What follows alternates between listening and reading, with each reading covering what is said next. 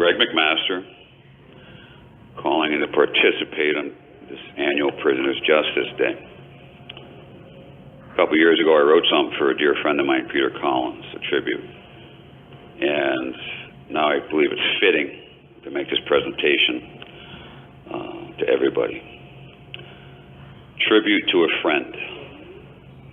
If you knew Peter like I knew Peter. I struggled for months on how to write a proper tribute, a meaningful memorial for Peter Collins, a man I considered to be a friend, confidant, and inspiration. It took me a while to get my head around the fact I will never see Peter again, exchange letters with him, or work on a variety of projects together. Whether we are citizens, prisoners, activists, or humanitarians, we have all lost a precious voice who reminded us we are all one of a kind, humankind. Fortunately for us, Peter's work, life, and inspiration lives on through his amazing artwork and literary prose. More importantly, Peter Collins lives on through his family and the multitude of friends who admired the man Peter strove so hard to become. Peter and I truly did walk a mile in the other man's shoes. We were both very young, convicted of similar high-profile offenses, and as a result experienced the absolute worst a broken criminal justice and correctional system has to offer. Although Peter and I did not traverse the darkness together in our early years, we understood we were kindred spirits for having survived quite similar journeys. But Peter did much more than survive. He literally flourished by giving a voice to the voiceless, by standing as an example of what can be done with hard work and determination, and truly served as an inspiration to a litany of community-based agencies and organizations. Peter Collins was our bright light in the darkness, our lighthouse on the top of the hill to show us the way through the many storms.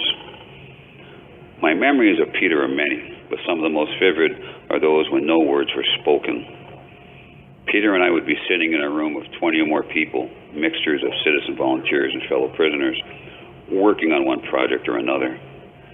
As a chatter in the room would pick up and personal debates would start, Peter and I would just look at each other, and without saying a word, knew exactly what the other was thinking.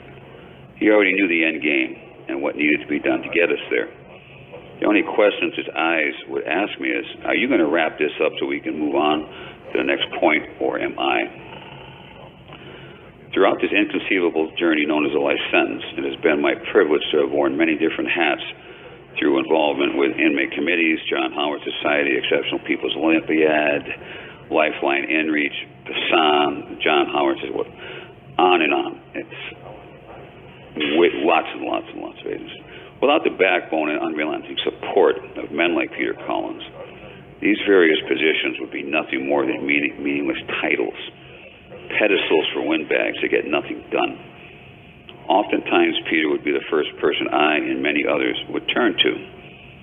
No matter how much he had on his plate, no matter what personal dilemma may have befallen him, Peter's response was always the same. What do you need me to do? 3 days before Peter passed away, I stood in the chapel of Beaver Creek Institution, medium security, and did my best to educate 80 men on what Prisoners' Justice Day was all about, what it really meant, why we fast and pay homage to all those lives who have passed before us. On August 10th, 2015, my best was to read aloud what Peter Collins had written about Prisoners' Justice Day from an older publication sponsored by the Prisoners' Justice Day Committee in Vancouver, British Columbia. Even as Peter Collins lay in bed, calling into his last battle with this material world, he served as an inspiration to me and everyone present. And yes, I let every man in that chapel know who Peter Collins is, that he would be passing soon, what he means to me, and what he should mean to them. There were a few men present who knew Peter personally. The tears in my eyes brought tears to their eyes, and we held our heads high and shed those tears with pride. A couple of weeks later, as words of Peter's passing filtered through the prison system, different groups of young men approached me on the walking track to share their condolences that my friend had passed.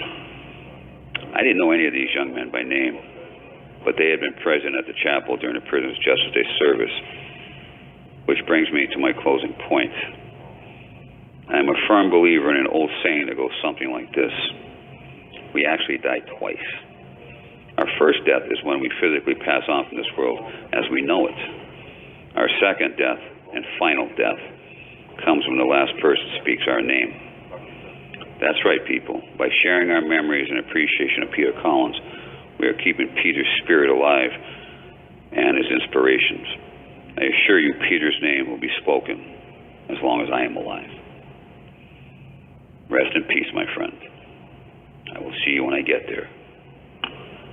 No doubt we will have much to discuss.